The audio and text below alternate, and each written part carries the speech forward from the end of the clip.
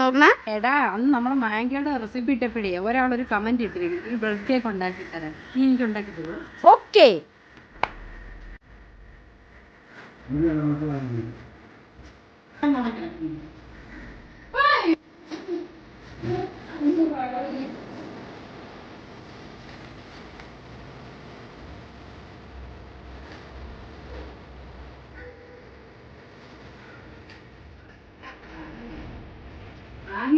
പത്രം തേച്ചുകൊണ്ടിരിക്കുന്ന സമയം രണ്ടെണ്ണം തേച്ചത്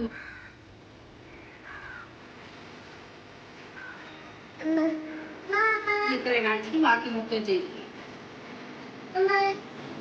ഇരിക്കണോ?